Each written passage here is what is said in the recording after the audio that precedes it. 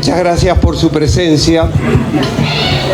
Hoy de mañana, cuando me despierto, digo, hoy es el día, hoy es la jornada que durante tanto tiempo pensamos que organizar, y estaba toda la expectativa por saber cuánta gente iba a venir. Sabíamos que teníamos 50 sillas en la sala y ¿alcanzarán?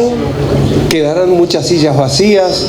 Era una gran expectativa. Eso me hizo acordar cuando yo trabajaba en teatro independiente, y muchas veces, en particular una obra en el Teatro El Tinglado, éramos más arriba del escenario que en la platea.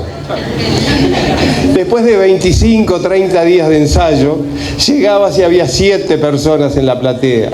Y ahí empezaba el dilema, ¿hacemos la función, no la hacemos? Y el criterio aquel de el que salió de su casa y se acercó y tuvo la gentileza, la sensibilidad de venir, ¿cómo nosotros no nos vamos a animar a hacer la función para pocos?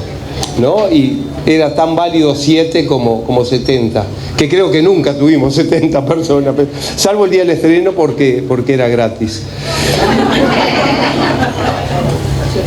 Recién intercambiaba un concepto con Gerardo Caetano, que por supuesto yo no lo voy a presentar, y es el siguiente.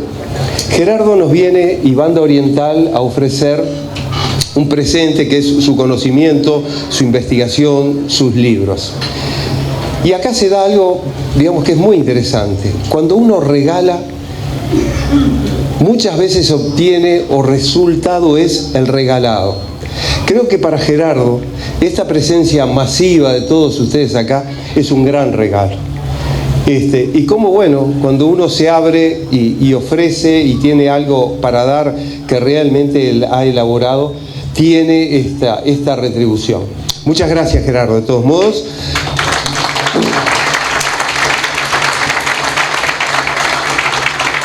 Y en nombre de ellos, muchas gracias a todos ustedes que han tenido la deferencia. Está entre nosotros Julio Garategui, escritor, poeta, exjugador de fútbol, que en estos días está presentando su libro sobre el barrio La Mondiola, porque estamos acá, ¿no, Julio, en el barrio? ¿Te puedo comprometer próximamente a que vengas y nos presentes tu libro? Encantadísimo. Bueno. Tendré que tener un poco de público a Gerardo. Bueno, quizás hoy la gente que vino hasta acá y se entusiasma con quien está abriendo de algún modo este ciclo de charlas, de actividades culturales, quizás nos siga acompañando, porque con Jorge Nández, que yo lo defino un poeta, tiene un gran currículum, pero no viene al caso, lo importante es que es un poeta. Tenemos pensadas algunas actividades culturales que de a poco y de acuerdo a la devolución que ustedes nos hagan, las iremos planteando. Estamos pensando, por ejemplo, en una mesa de lectura o un taller o de escritura para aquel que se anime, pero para pasado el verano, porque siempre se dijo que la arena no se mete en los engranajes de los proyectos y estropea todo. No puedo dejar de presentarles, y para que todos conozcan, a Luis Camargo, presidente del club. Prácticamente con su tiempo en estos días está dejando la presidencia y ha sido un gran respaldo para nosotros, igual que los funcionarios del club, este evento. Por favor, Luis, se está despidiendo y nosotros le estamos regalando esto. Muchas gracias, Pablo. Bueno, en primer lugar, siguiendo el hilo de Pablo, un gran agradecimiento por tomarse un tiempo ustedes y poder venir acá a disfrutar un pedacito de cultura, digamos, que es lo que todos tenemos que de alguna manera regalarnos. Nosotros asumimos a la presidencia en el 2019. 2020 fue el tema de la pandemia. Pasamos por todo lo que ustedes saben que pasamos, y una de las cosas que resentimos de alguna manera fue la parte cultural.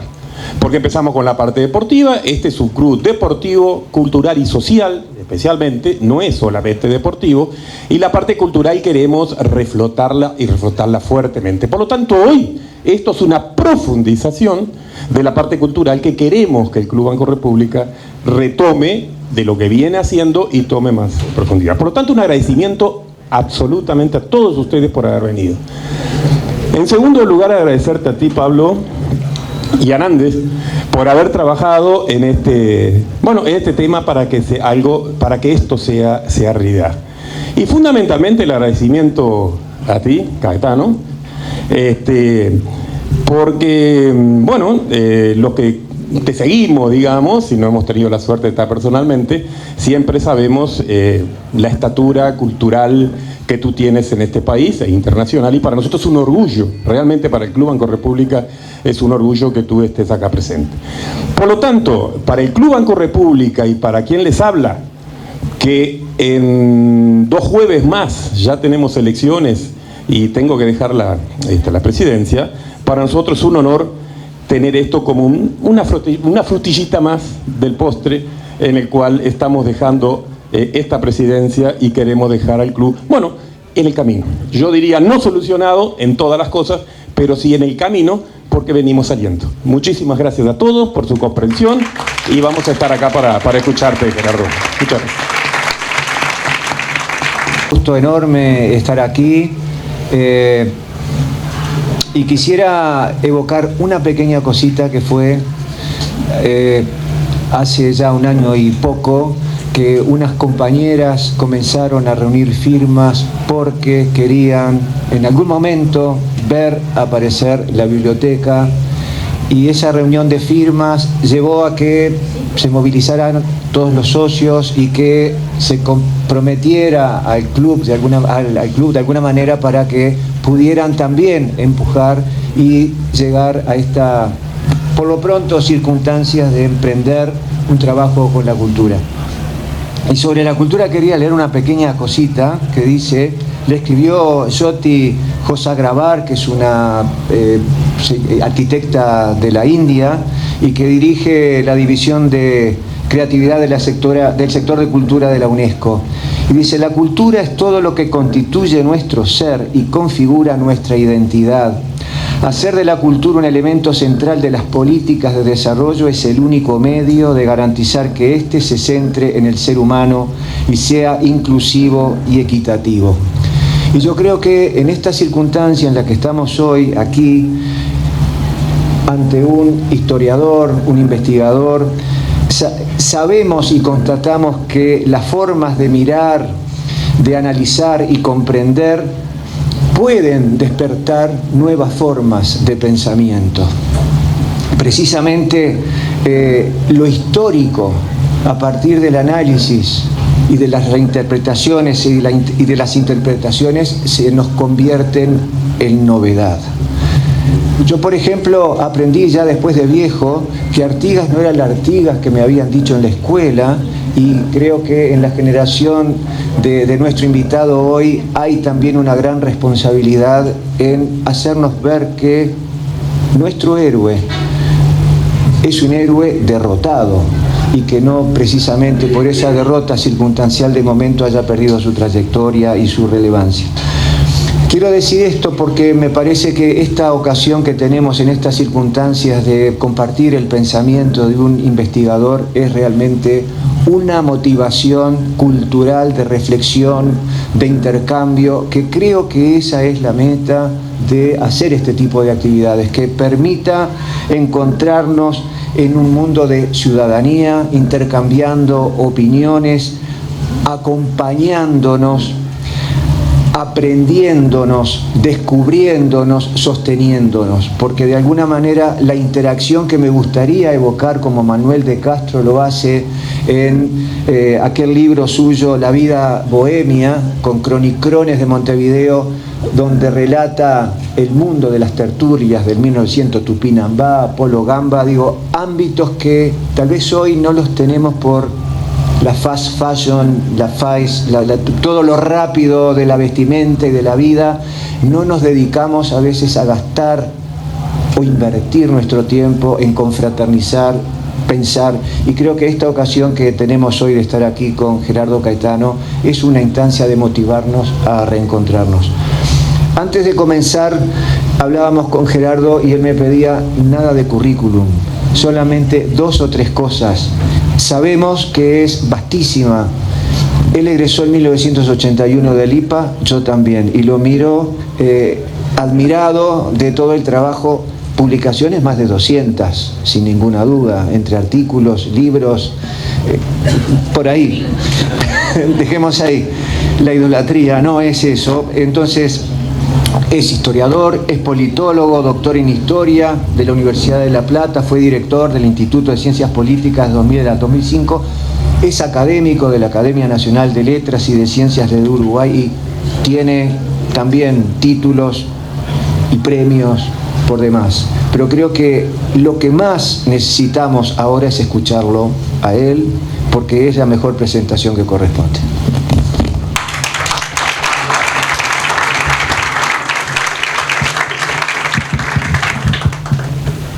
Bueno, tú también. Está prendido. Muy buenas tardes. Muchísimas gracias a todos y a cada uno de ustedes. Realmente la presencia de ustedes, el interés de ustedes es lo que hace que valga la pena. Créanme, yo no creo en los investigadores, que los hay, que escriben solamente para sus colegas. Yo me formé en otra tradición, en la que portaba, por ejemplo, mi maestro, José Pedro Barrán, que establecía que tan o más importante que tener como interlocutor a los colegas, había que asumir la tarea, como parte del oficio, de escribir para todos, con todo lo que ello implica. Bien, en esa perspectiva, en estos últimos años, más o menos en la presidencia, desde el 2020 para acá, bien, la pandemia, los acontecimientos, los procesos, los cambios, han hecho que me concentre en algunos temas. Son los temas que vuelven, pero bueno, son temas que tienen que ver con el presente, porque lo primero es que la historia no es solamente el estudio del pasado, es el estudio del hombre en sociedad en el tiempo, y el tiempo es pasado, presente y futuro. Y eso es sumamente importante. Esa era la definición que daba Mark Bloch, un maravilloso historiador que murió en un campo de concentración, y que su libro, su último libro, que en su versión española a veces aparece como apología por la historia y otras veces como introducción a la historia, lo hizo sin libros, sin referencias, lo hizo de memoria. Esa figura admirable, con Lucien Febvre, uno de los fundadores de la Escuela de los Anales, él decía que en algún sentido la historia era una antropología cronológica. Tenía una referencia de humanidad fundamental, pero afirmaba una visión de tiempo, y el tiempo no es solamente el pasado. Eso es muy, muy importante. Nos ha tocado un tiempo difícil, un mal profeta, sin duda, como Francis Fukuyama, en la década de los 90 del siglo pasado, del siglo XX, perfiló una de las profecías más incumplidas de la historia. Él dijo que la historia llegaba a su fin, que se había llegado a una síntesis superadora, que él sintetizaba como economía de mercado más democracia liberal, y que lo que se venía eran tiempos aburridos. La verdad que lo que vino en este primer casi cuarto de siglo del siglo XXI no es el fin de la historia, y por supuesto no son tiempos aburridos. Es una secuencia, un telón de época sumamente desafiante, con enormes incertidumbres, en donde estamos naturalizando ver cosas que de alguna manera nunca pensábamos que íbamos a ver. No solamente inéditas, sino inimaginables. Y las estamos viendo de manera cotidiana. Hemos visto el atentado a las Torres Gemelas, hemos visto la crisis económico-financiera del 2008 irresuelta, que todavía llega hasta nosotros, con enormes consecuencias de toda índole. Hemos visto su traducción en América Latina con el fin del boom de las commodities, radicado en el 2014. Hemos visto la pandemia, que no fue un cisne negro en el sentido de un evento disruptivo inesperado que no podía predecirse. No, había previsiones claras de que un fenómeno similar podía darse. Hemos visto, bueno, el impacto terrible del retorno de la guerra, tanto de la invasión de Rusia sobre Ucrania como en estos últimos tiempos hemos visto el primer pogromo del siglo XXI y la reacción terrible de una eliminación siniestra en Gaza. Y por supuesto, no quiero juzgar, quiero de alguna manera agregar pistas para comprender. Lo primero que hay que comprender es que esa síntesis superadora de la que habló Fukuyama, que vive y que sigue escribiendo, no se ha dado. Y que muchas veces los debates más importantes de nuestro tiempo son debates sobre un sentido común,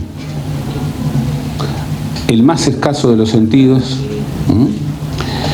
Y el tema del sentido común es muchas veces hacer como que hay un sentido común indiscutido, frente a lo cual solamente operan errores conceptuales. Con lo que, efectivamente, si hay un sentido común que se impone y lo que no hay espacio para el debate de ideas, no hay espacio para la construcción en el marco del pluralismo de sociedades dinámicas, si hay solamente un pensamiento válido y los otros son horrores, bueno, efectivamente estamos ante un problema. Lo primero es afirmar que eso no es así, que el debate de ideas sigue siendo muy importante, sigue siendo insoslayable, y que por supuesto hay debate de intereses en nuestra sociedad, hay debate de egolatrías en nuestra sociedad, pero que hay ciertas acumulaciones que hoy están desafiadas, pero que siguen siendo como nortes fundamentales,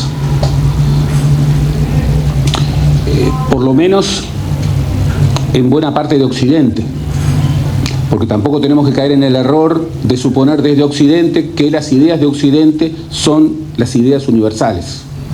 Eso no es así. Cuando vemos que China más la India son casi un tercio del planeta, y hablamos, bueno, de lo que para nosotros es un horcón para pensar la política, que es la democracia, nos estamos equivocando. Es más, podemos decir que la mayoría de los más de 8.000 millones de personas que viven en el planeta viven en sociedades que nunca vivieron la democracia. Y viven en sociedades en donde el principio para nosotros inclaudicable de los derechos humanos no es el principio que rige. Esto es muy importante. Otro pensador muy conservador, pero muy inteligente, Samuel Huntington, más o menos en la misma fecha en que Francis Fukuyama proponía el fin de la historia, como clave interpretativa para el tiempo que se venía después de la caída de la Unión Soviética y del mundo del llamado socialismo real, hacía una pregunta mucho más inteligente. Decía, ¿cuál será el eje del conflicto en las sociedades de la posguerra fría? Y afirmaba algo muy sugestivo. Afirmaba que la confrontación sería fundamentalmente civilizacional. Sería una confrontación entre civilizaciones. Obviamente su perspectiva era una perspectiva muy conservadora, pero afirmaba primero un mapa mundial en donde reconocía 8 civilizaciones. América Latina no estaba en Occidente, para él, ni siquiera en las fronteras de Occidente. América Latina era la civilización más marginal. Y Occidente para él era Estados Unidos más Europa Occidental. Después identificaba 8 civilizaciones que se sumaban, en realidad eran 6 que se sumaban a esas 2. Es muy impresionante, cuando ocurre el atentado de las Torres Gemelas, todos volvieron a Huntington y dijeron, tenía razón. Y Huntington, que todavía vivía, decía, no han leído mi libro. No han leído mi libro. El otro de Occidente, desde mi perspectiva, no es el Islam. Él afirmaba que el Islam era una identidad muy fuerte, sin cohesión. Y la verdad, que en una mirada larga, uno puede decir una identidad muy fuerte, sin cohesión, con todo lo que ello implica. Y él lo que afirmaba es que el otro de Occidente, la alternativa, era China.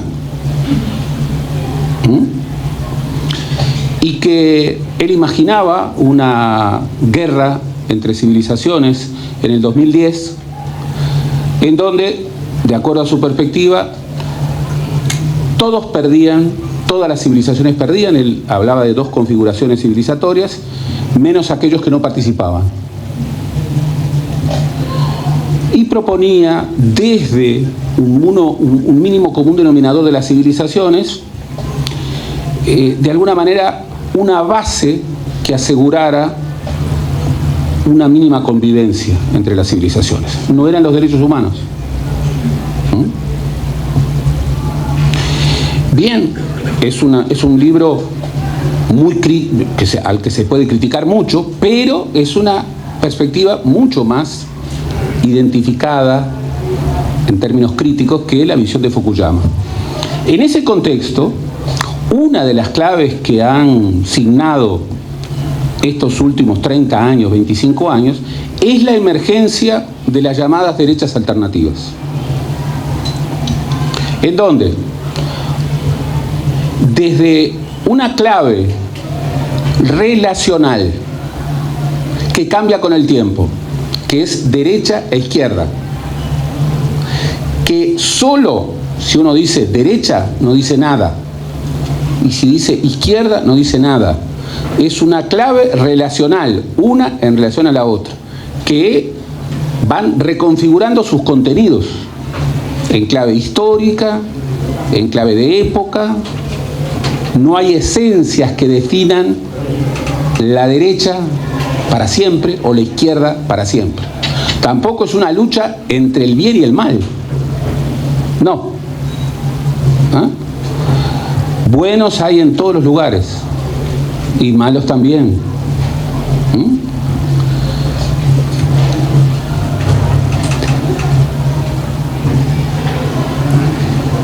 Sin embargo, a esa clave relacional que desde la Revolución Francesa para acá definía las claves de identificación ideológica cambiantes, los autores contemporáneos incorporan otra dualidad, que es la dualidad globalización-antiglobalización. Y el fenómeno que más crece en el mundo es el fenómeno de las derechas antiglobalización conservador. Estas derechas, estas nuevas derechas, son derechas que reivindican visiones que pueden llegar a un paleoliberalismo a lo Milei, nunca más presente.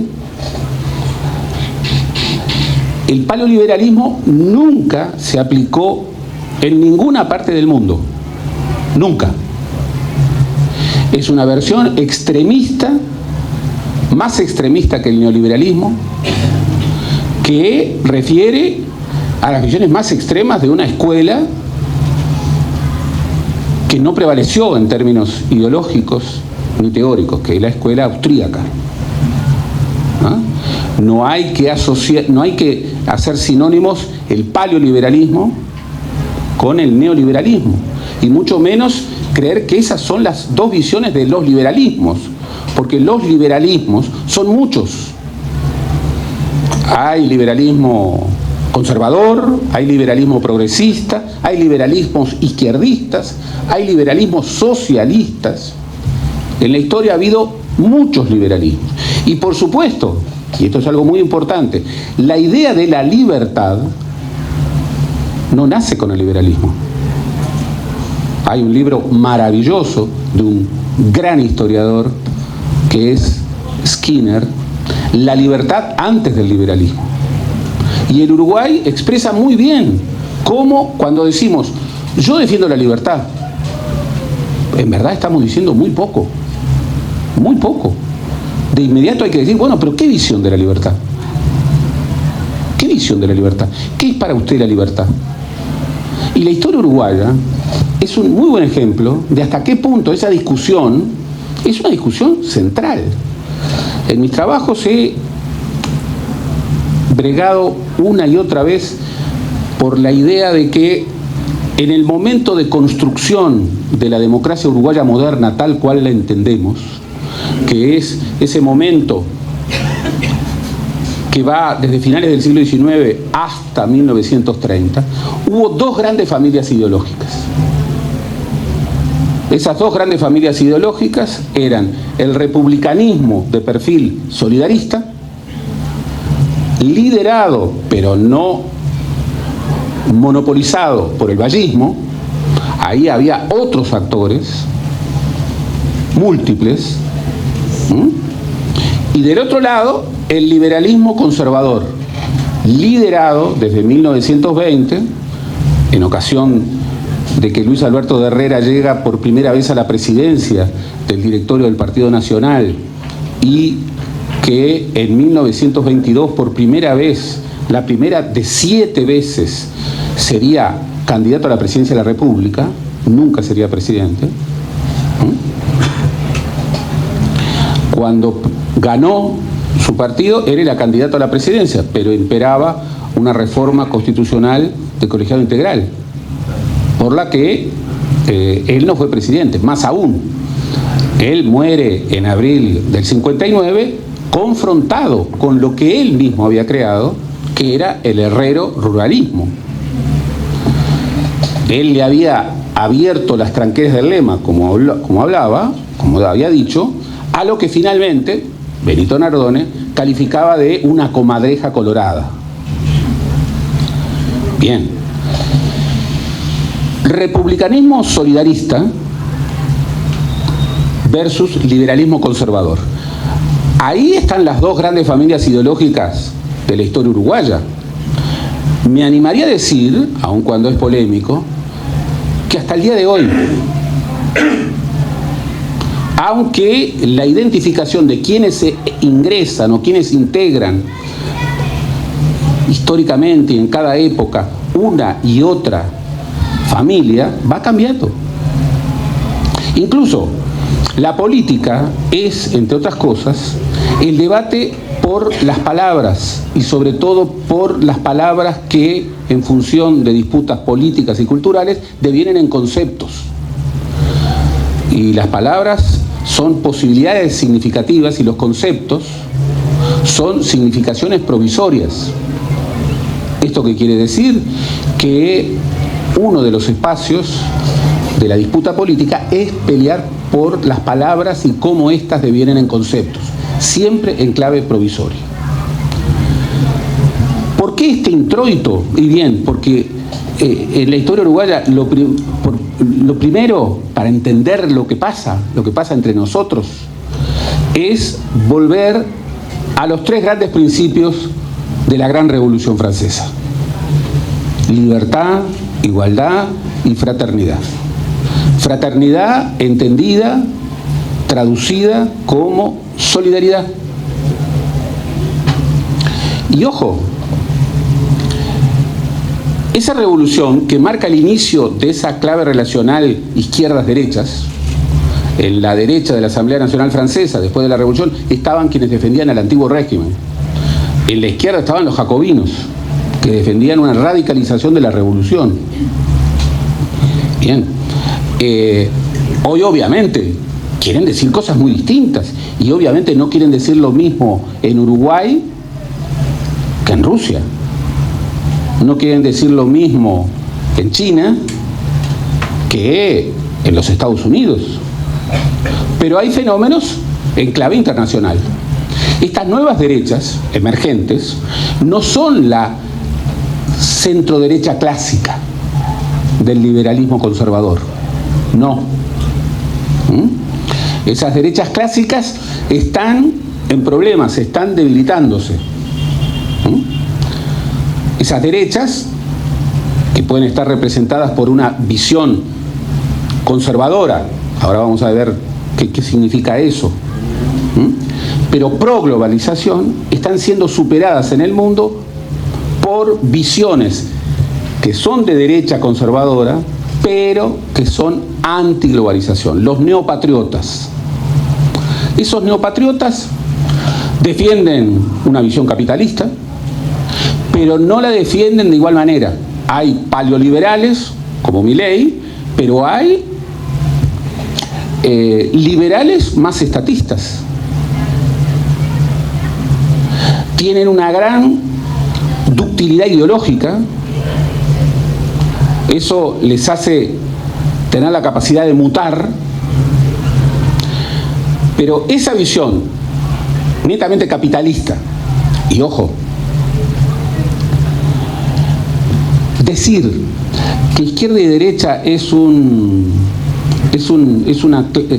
clave que ya dejó de tener persuasión, o sea que ya fue, que es del pasado. Bueno, basta escuchar. Quien dice eso, Carlos Quijano decía, quien dice que no hay izquierda y derecha, es de derecha.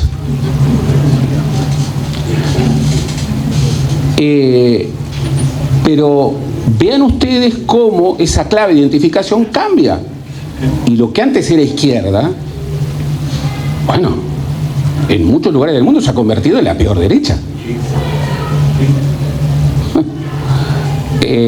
Y repito,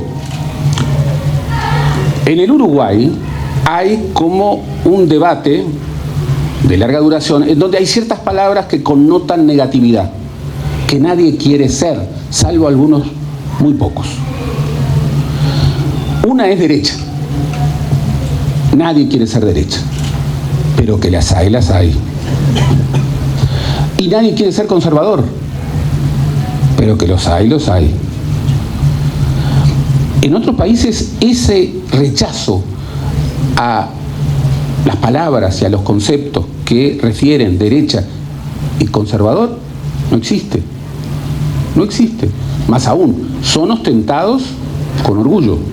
En el Uruguay, y esto tiene mucho que ver con esa matriz vallista inicial, de esa reconfiguración de democracia moderna, en muchos sentidos, bueno, ahí hubo, el Uruguay moderno no surgió de una hegemonía. Decir que hubo un Uruguay vallista es un equívoco.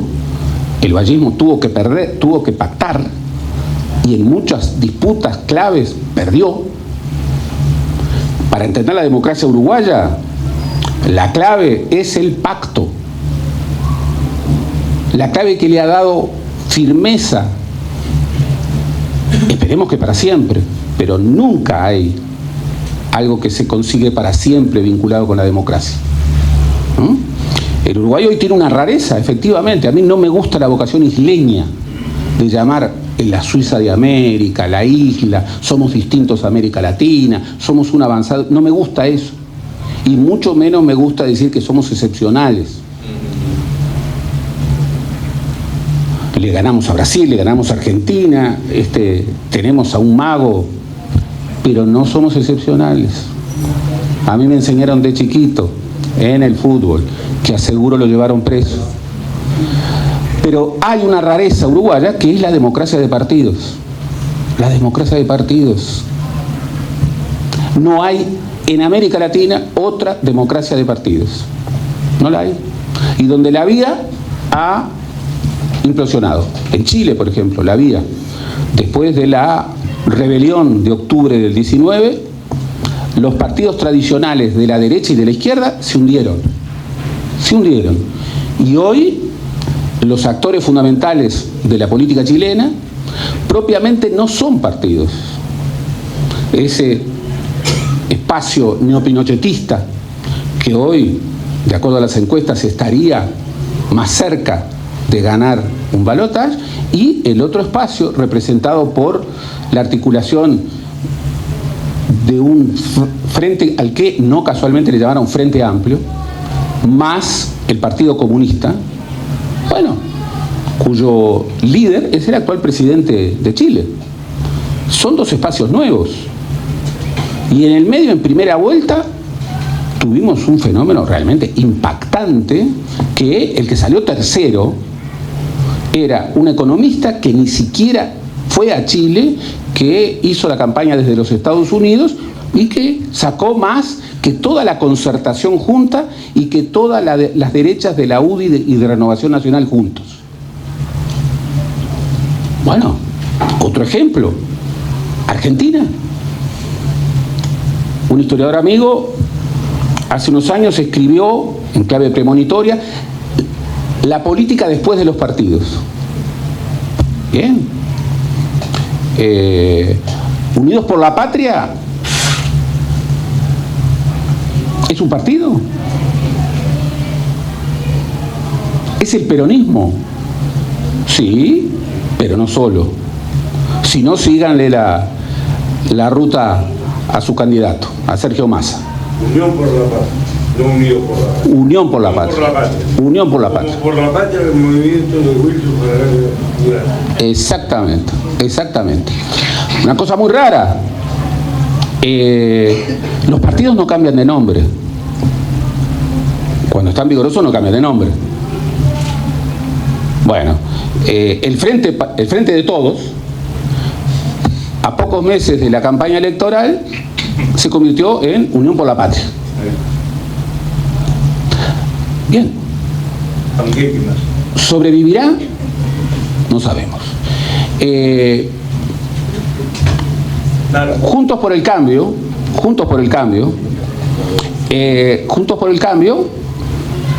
bien, era la Unión Cívica Radical, lo que quedaba de la Unión Cívica Radical, más el PRO, que nunca se terminó de configurar en un partido, más la coalición cívica, más otros grupúsculos.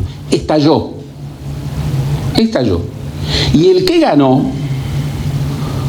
con casi el 56% de los votos, expresa un no partido. La Libertad Avanza no es un partido. O sea, llega a la presidencia de la República con una bancada parlamentaria débil, sin ninguna gobernación, sin poder territorial, y se queda con, bueno, la presidencia de la República. Bien, entonces, esas nuevas derechas, primero, afirman una lógica capitalista, pero desde perspectivas distintas. Y las nuevas derechas no son la centroderecha tradicional. que es globalista. Son antiglobalistas e incorporan, y esta es la segunda definición, visiones del tradicionalismo más conservador. Pero también esto muta. Por ejemplo, son contrarios a lo que ellos llaman ideología de género, que es la nueva agenda de derechos. Reafirman una visión de reivindicación de la tradición y del tradicionalismo. Disputan la modernidad, son antimodernos. Vean, lean sus grandes referentes ideológicos. Lean a Dugin, el gran asesor de Putin. Lean Eurasia, lean la cuarta ideología política, lean a Olavo da Carvalho, el referente filosófico de un hombre muy culto como Bolsonaro, o lean cómo entiende la política Steve Bannon, que hoy es el gurú informacional de buena parte de las derechas occidentales, de estas ultraderechas occidentales. Incorporan valores que claramente están referidos en las derechas, discuten la historia, son autoritarios. En países en donde hubo dictaduras reivindican la idea de visiones autoritarias. No voy a decir su nombre, pero alguien ha dicho, un ex represor uruguayo ha dicho que la misma legitimidad que tiene Israel para bombardear Gaza la tenían ellos, represores, durante la dictadura para hacer lo que hicieron con los terroristas. Y esta es una visión reiterada. Si ustedes escuchan a Villarroel en la Argentina, hace lo mismo, pero disputan la modernidad, y esto es más complicado. Disputan la modernidad, y no por ser posmodernos, son antimodernos. Antimodernos.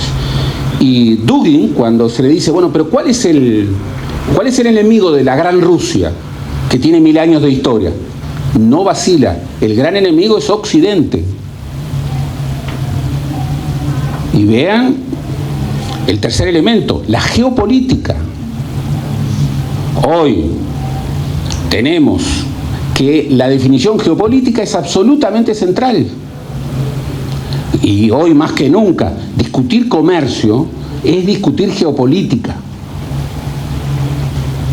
Y que nadie se confunda que le puede decir a China y a Estados Unidos y a la Unión Europea que no, el comercio es una cosa y la geopolítica es otra. No es así. No es así. Nunca fue así, pero hoy menos que nunca. La geopolítica es clave. Vean el nuevo mapa del mundo en los debates de la Asamblea de Naciones Unidas.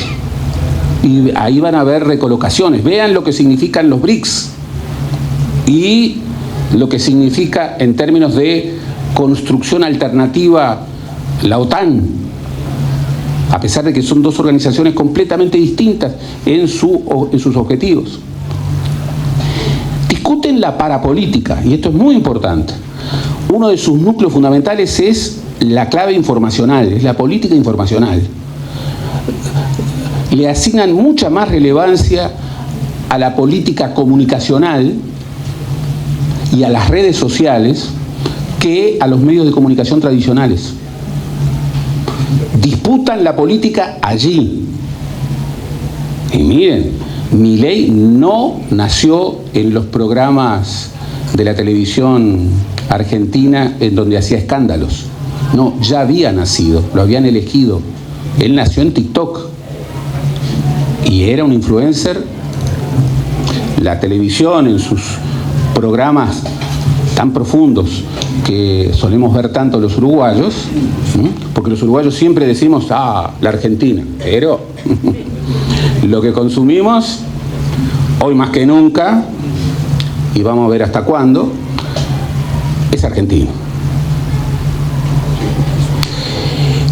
Y luego, el populismo, una manera de construir la política, en donde de un lado está el bien y de otro lado está el mal. De un lado estamos nosotros y del otro lado están ellos. De un lado está la libertad y del otro lado está la casta. De un lado está el pueblo y del otro lado está la patria financiera. De un lado está el Brasil de siempre y del otro lado está el petismo. La lógica populista no refiere a un contenido político, ideológico. Y esto es un debate. Refiere mucho más a una forma de hacer y de leer la política, en donde están nosotros contra ellos.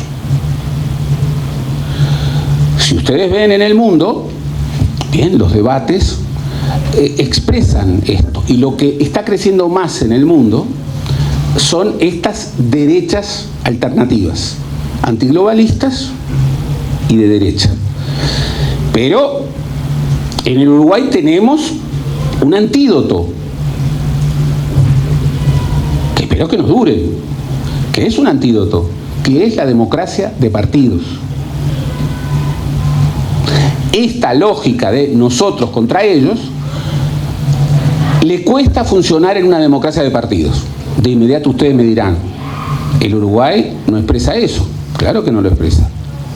En el Uruguay hemos visto en estos últimos 10 años la configuración de dos espacios políticos que compiten entre sí y que están marcando, más allá de algunos crujidos, el núcleo de la competencia política. De un lado está el Frente Amplio y del otro lado están todos los que rajen.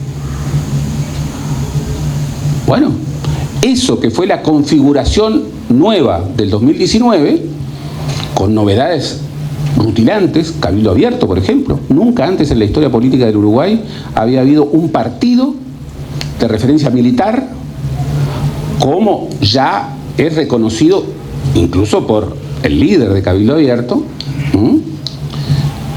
Debo decir que en el libro, el tomo 3 de la historia de la derecha, con documentación, que por cierto no pasaba por cosas que nos habían dicho ningún cabildante, que obviamente no hablan con nosotros, se probaba de manera muy clara que Cabildo Abierto empezó a surgir con la activación de redes militares formadas en todo el país, cuando en el 2005 y en el 2006 se iniciaron los procesos judiciales contra los ex represores, y que a partir del momento en que emerge, nombrado por Eleuterio Fernández Huidobro, ministro de Defensa, y respaldado por el gobierno de José Mujica, Frente Amplista, cuando es elegido general, comienzan a rodear a ese caudillo militar. Y luego ese caudillo militar en 4 años se convirtió, sorpresivamente, en comandante en jefe del ejército. Y seguía estando Eleuterio Fernández Huidobro en el Ministerio de Defensa, y estaba la transición entre José Mujica y Tabaré Vázquez.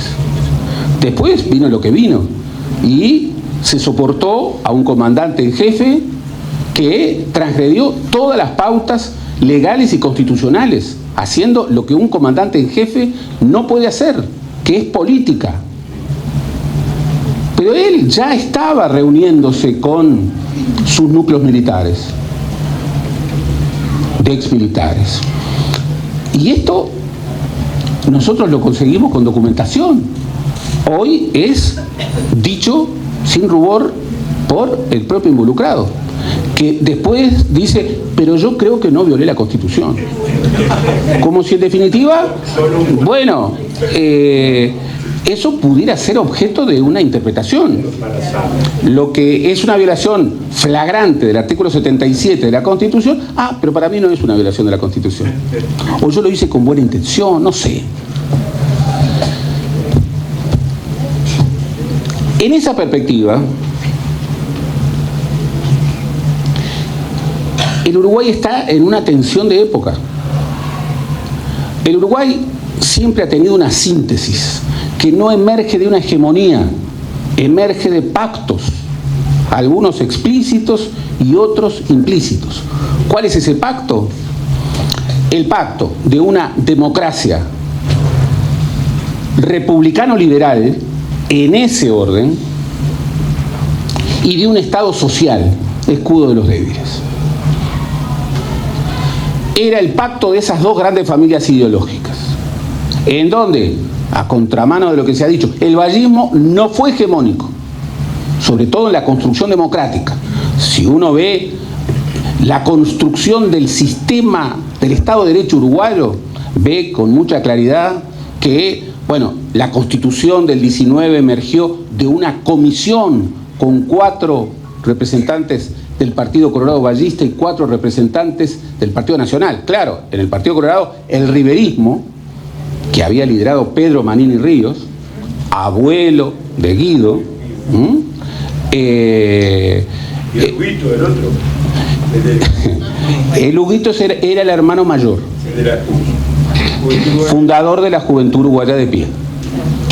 Pero el clan Manini Ríos es un clan muy relevante, porque en el medio están Carlos Manini Ríos, una figura sumamente relevante en la historia de la derecha colorada, que fue ministro, fue legislador, era un hombre muy culto, escribió novelas y escribió unas magníficas crónicas sobre el periodo de José Valle y Ordóñez, El juicio de los Mauser, Anoche me llamó Valle, Una nave en la tormenta, La cerrillada, se los recomiendo, desde su visión. Y el padre de Hugo y de Guido es Alberto Manini Ríos, que fue ruralista. Bien, pero esa democracia republicano-liberal confronta en lógica de no hegemonía respecto a cómo se constituye la clave institucional, la clave constitucional. Fue un pacto, la Corte Electoral en enero va a cumplir 100 años, surgió de la Comisión de los 25, que eran 13 colorados y 12 nacionalistas. Si ustedes van a ver el marco del cual emerge los gobiernos departamentales, son construcciones de pacto, y a esas construcciones de pacto, básicamente blancas y coloradas, luego se sumó el Frente Amplio, que se incorpora al pacto. Pero ojo, la palabra pacto es una estupenda palabra, igual que la palabra negociación. No hay democracia sin pactos, sin acuerdos. La lógica de la democracia no es vencer, es convencer, es vencer con. Y el Frente Amplio, por ejemplo, encontró la manera inteligente de eludir un sistema electoral que había sido hecho para que no emergiera un tercero competitivo. La idea de que para acumular por sublemas solamente lo podía hacer un lema permanente, que era un lema que hubiera estado en la elección anterior. Bien, el Frente Amplio superó eso, que era un desafío enorme, porque reunía la amplitud ideológica que en todo Occidente no ha podido repetir ningún espacio político, ninguno. No hay ningún espacio político que junte demócratas cristianos, marxistas, comunistas, socialistas, trotskistas, anarquistas, vallistas, nacionalistas, etcétera, etcétera, etcétera. No hay. Y lo hizo, bueno, desde la lógica del actor. Puso el nombre de un lema permanente, Partido Demócrata Cristiano, y luego incorporó esa lógica con sublemas. ¿Saben lo que decía Mariano Rumor, el presidente de la Democracia Cristiana, cuando le llevaban la lista, una lista que decía Partido Demócrata Cristiano, Frente Izquierda de Liberación, Partido Comunista. Se quería tirar un tiro. ¿Qué están haciendo? Y sin embargo, era una lógica de convergencia de una unidad política de las izquierdas, en donde lo que se estaba discutiendo no era unidad ideológica. El Frente Amplio nunca será una sola ideología, nunca. Siempre diversidad ideológica, pero unidad política, que es otra cosa. Unidad política. Bien, hoy tenemos que la estructura de confrontación ya no alcanza con la alianza blancos-colorados. Entre otras cosas porque después de la crisis del 2002 el Partido Colorado se desfondó y el partido de gobierno, Wilson Ferreira decía, en Uruguay el único partido es el Partido Nacional, porque el Frente Amplio es una coalición y el Partido Colorado es el nombre que los uruguayos le dan al gobierno. Imaginen, yo hoy si les digo eso a mis alumnos, me miran como si estuviera, no sé, porque se han acostumbrado a algo que en la historia uruguaya es totalmente raro, que el Partido Colorado no disputa el liderazgo de gobierno. Y es más, que el principal sustento de un partido nacional básicamente o casi totalmente herrerista, es decir, liberal conservador, el principal sustento es el Partido Colorado. El díscolo de la coalición, por cierto, no es el Partido Independiente.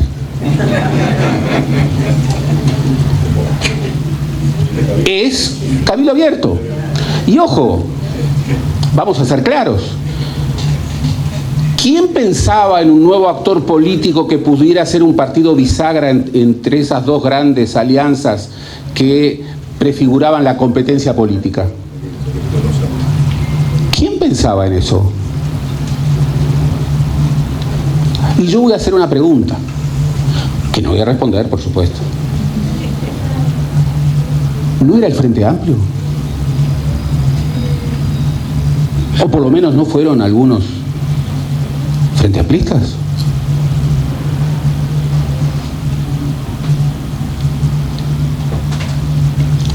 Y ahí estamos viendo algo importante, que es un país que es una democracia de partidos, que se configura en dos grandes espacios de competencia, la coalición republicana o multicolor y el Frente Amplio, que tiene actores que, bueno, que oscilan. Después de un episodio por todos conocido, bueno, su líder puede leer los 8 puntos para irse de la coalición y terminar en el 9º punto diciendo, y nos quedamos en la coalición. Bien, bien. Sin embargo, el núcleo de la democracia uruguaya sigue siendo un pacto de una democracia republicano-liberal. Y eso, entre otras cosas, es una visión no hegemónica de la libertad. La libertad para un republicano es la libertad es la libertad personal, es la libertad que legitima el bien común. La libertad para un liberal duro es la libertad es la libertad como no interferencia, es la libertad contra el Estado, que no reivindica el bien común. ¿Por qué? Porque sostiene, legítimamente, que una visión ideológica que reivindica el bien común termina, bueno, todo un tema, termina en totalitarismo, definiendo lo que es políticamente correcto, definiendo lo que es moralmente aceptable, etcétera, etcétera. Bien, dos visiones de la libertad, dos visiones del Estado. Los republicanos reivindicando un Estado social, escudo de los débiles, y los liberales conservadores diciendo, cuanto menos Estado mejor, el Estado es parte del problema, nunca de la solución. Dos visiones de la economía. Los republicanos advierten la necesidad de que el Estado, con el mercado, no en sustitución del mercado, bueno, participe, regule. Hoy mucho más que la propiedad, el tema es la regulación. Entre otras cosas porque hay temas que ya desafían fuertemente las perspectivas clásicas de cómo el Estado actúa. La crisis ambiental, los problemas sanitarios. ¿Quién puede afirmar con legitimidad el no Estado? La eliminación del Estado. ¿Quién puede afirmarlo? Bueno, por ejemplo, un hombre cuyas condiciones mentales son objeto de discusión, pero que incorpora el 56% de la voluntad de los argentinos. Y yo quiero mucho a la Argentina. Y además, mi primera definición es la democracia. Y en la democracia el soberano no es el sabio, los sacerdotes, por suerte. No es el pueblo. Es el pueblo. Entonces lo que el pueblo elige es legítimo. Tiene legitimidad de origen. Pero ojo, la legitimidad de origen no basta. Tiene que haber legitimidad de proceso. Y eso significa que hay que exigir al poder, que tiene que cumplir con reglas institucionales. Bien. En Uruguay, esa democracia de pactos republicano-liberal expresa algo que es un sentido bastante reconocido. Hoy yo podría decir que ni el marxismo-leninismo, ni el paleoliberalismo, ni siquiera el neoliberalismo duro son marcos de debate vigente en las políticas económicas disponibles hoy en el mundo real. Salvo que creamos que la política económica de China está regida por el marxismo-leninismo.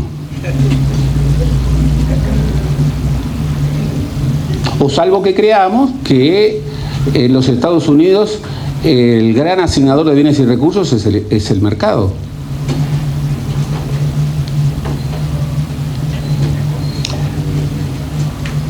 Ha pasado muchas cosas.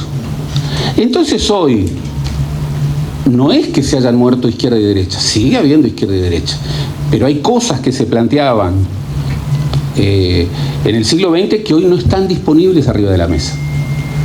Por eso es muy sorprendente que emerja, bueno, el primer libertario de la historia universal y que emerja en la Argentina. Es muy impresionante.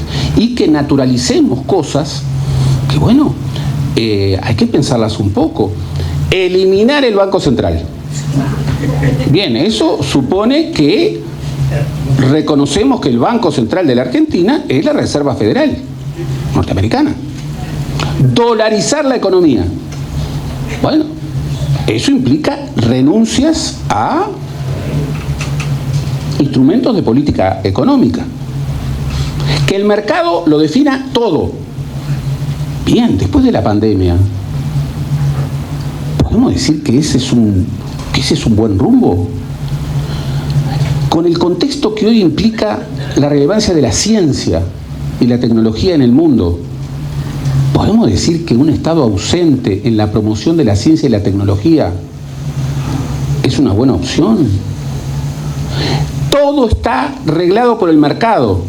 Y entonces, si alguien quiere vender un riñón, y bueno, que venda un riñón. Incluso hay algunos que dicen, y si quiere vender el corazón, también. Yo me acuerdo cuando jugaba al fútbol, que un día alguien en una Muletaler, Juan Muletaler, un gran jugador de Wanderers,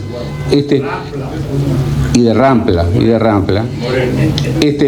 Moreno, claro. Heber Pinto le preguntó, pero dígame una cosa, ¿cómo corre usted? ¿Cuántos pulmones tiene? Yo tengo 3 como todo el mundo.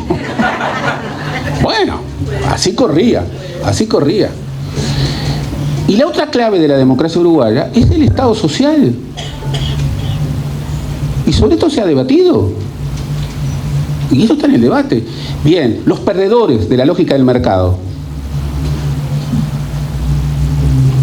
tienen que arreglárselas como puedan.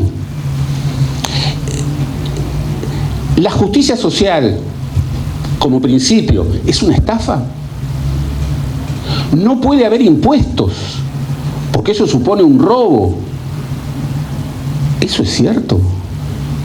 El que nace en un barrio rico tiene las mismas oportunidades del que nace en un barrio marginal.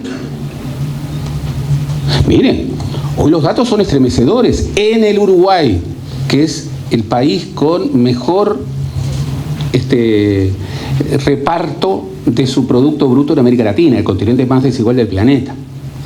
Bien, pero tenemos un escándalo adentro, que es que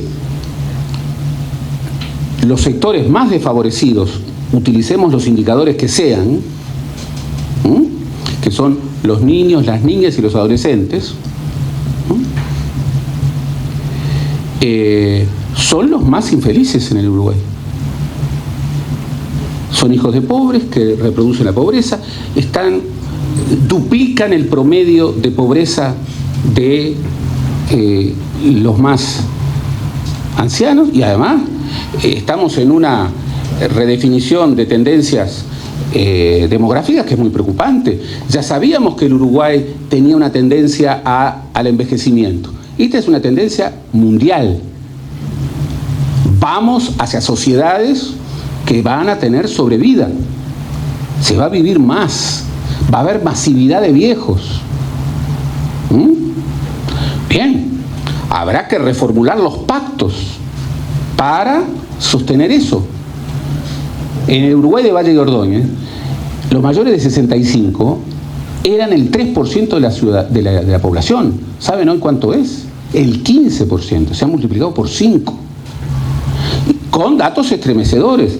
En los últimos años, en donde hay medición de nacimientos y defunciones, en el Uruguay más o menos, en el Uruguay clásico, morían 30.000 personas por año y nacían más o menos 50.000.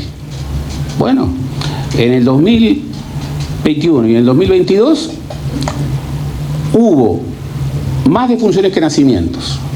7.000 más defunciones que nacimientos. Con lo cual, esa tendencia al envejecimiento se ha radicalizado. Se ha radicalizado. ¿Qué tenemos que discutir entonces cuando hablamos de izquierda y derecha o de globalización y antiglobalización? Estos asuntos. Y estos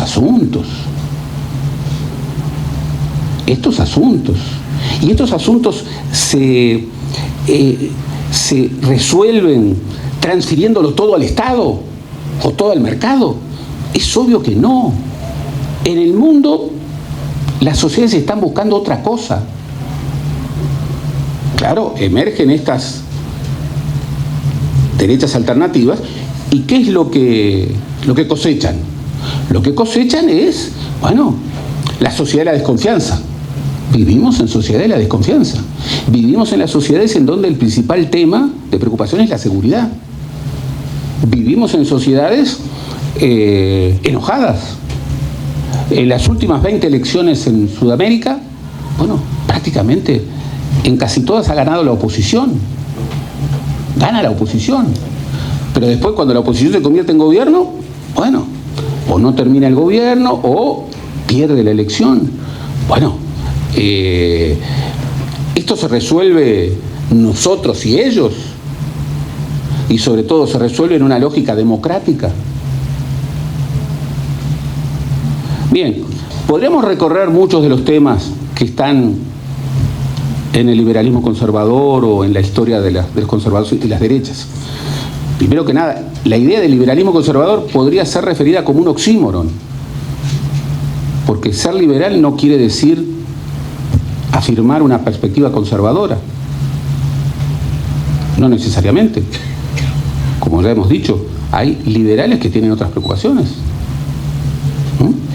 Pero claro, hay un liberalismo en donde, para que haya libertad, y esa es la clave del sintagma liberal conservador, tiene que haber desigualdad. Pero eso es una clase especial de liberalismo. ¿Es un liberalismo conservador o es un paleoliberalismo o es un neoliberalismo extremo? Pero eso no es el liberalismo, y mucho menos el republicanismo. Las tradiciones de la libertad no van hacia ahí. ¿Quién ha dicho que para que haya libertad tiene que haber desigualdad? ¿Quién lo ha dicho? ¿Y quién ha dicho que para que haya dinamismo en la economía de una sociedad no tiene que haber Estado? No tiene que haber ninguna regulación. ¿Vamos a privatizar nuestro río mar? ¿Nuestros ríos? ¿Vamos a decir que el mercado tiene que resolver los problemas del medio ambiente? ¿Vamos a enfrentar distopías que hoy están planteadas como la posibilidad de una nueva pandemia o el debate de lo que es salud en sociedades que envejecen, sin pacto social, sin intervención del Estado? Pero nadie puede defender la intervención del Estado desde una planificación totalitaria. Del mismo modo que nadie puede defender el dinamismo de una sociedad en la perspectiva del no Estado. Lo que hay que hacer es pactar, es romper la lógica de nosotros y ellos, es contrariar las visiones populistas, es de alguna manera recuperar el sentido de que la política, entre otras cosas, es la lucha por ideas, es la lucha por la verdad, es incorporar una agenda que no es construida por los likes o las políticas informacionales, sino que es aceptar en clave institucional lo que corresponde en situaciones que están referidas legalmente y constitucionalmente. Yo sigo pensando que la principal clave hoy en América Latina, sin duda, tiene que ver con temas acuciantes como la desigualdad. En América Latina, que es uno de los continentes más ricos del planeta, es el continente más desigual del planeta.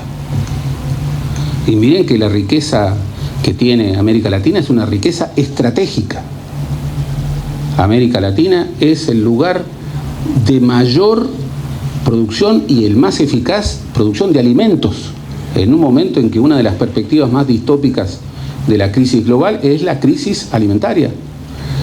Es un continente que tiene la biodiversidad más amplia del mundo, los pulmones del mundo, las 3 grandes cuencas, pero es el continente más vulnerable ante el cambio climático. Es el continente, con sus 3 grandes cuencas en Sudamérica, que tiene mayor riqueza de agua dulce.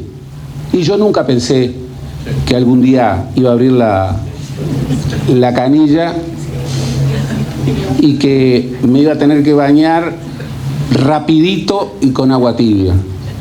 No.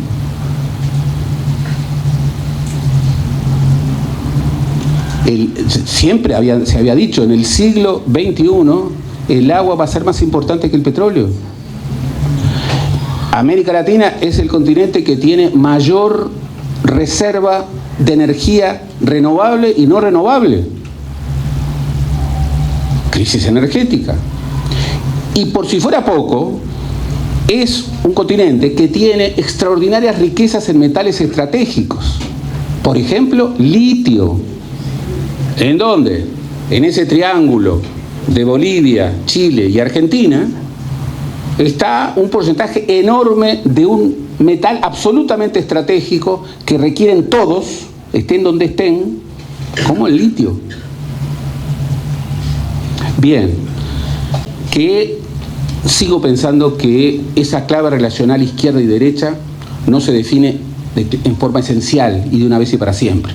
Es una clave relacional, que no es la pugna entre el bien y el mal, sino es la pugna por las identificaciones ideológicas que cada uno tiene y que cambia desde su radicación en el tiempo.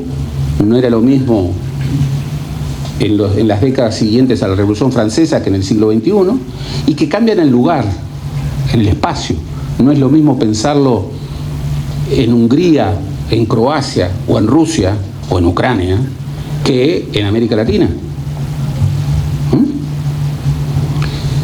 creo que la clave relacional resiste, sigue estando, y la clave discursiva lo revela. Sigo pensando que esa clave hay que complementarla con otras perspectivas. Y desde mi vivencia personal, esto es lo que surgió de la búsqueda. como expresión de la búsqueda, tengo dos definiciones que son primeras a todas las demás, porque viví en dictadura. Mis adhesiones primeras, porque viví en dictadura, son democracia y no violencia, lo cual no implica estar contra lo que ha sido un principio irrenunciable en toda la historia de Occidente. Pensemos en Jefferson, pensemos en Artigas, pensemos en Bolívar, pensemos en figuras gigantescas que son próceres de nuestro tiempo y de nuestros estados nacionales. Ellos reivindicaban, igual que Valle y Ordóñez, que se peleaba con Prudencio Vázquez y Vega, porque Prudencio Vázquez y Vega había renunciado al principio de revolución. Bien, el principio de revolución tiene una única legitimidad posible, que es la lucha contra la tiranía. Es la única lucha.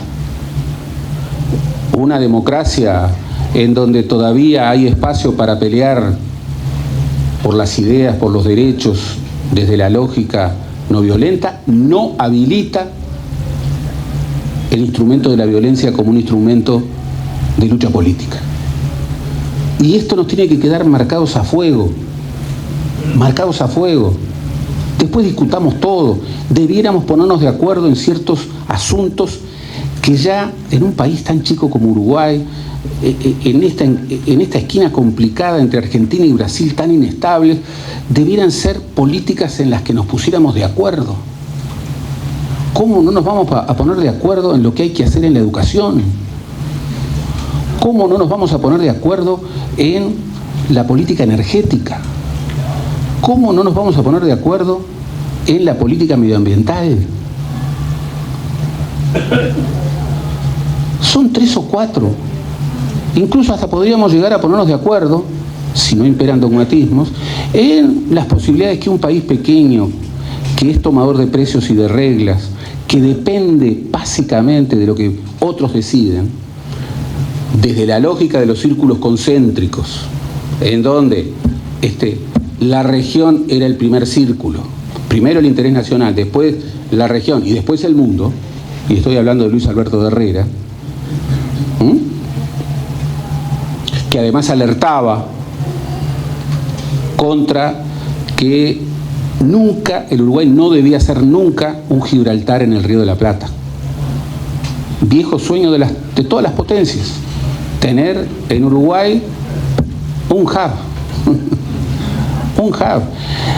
Y ojo, obviamente que no es por el mercado uruguayo, son por los 210 millones de brasileños y son por los 46 millones de argentinos, que obviamente, sea Estados Unidos, sea la Unión Europea, sea China, no van a aceptar gustosos que el hub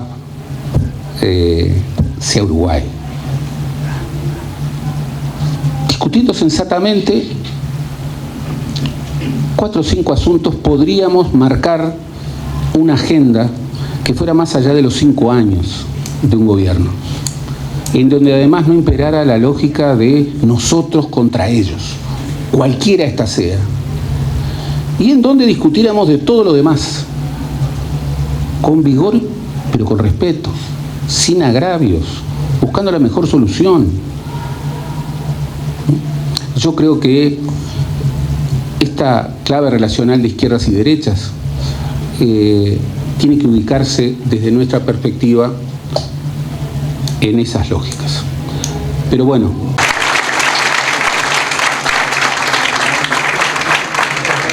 Muchas gracias, Gerardo.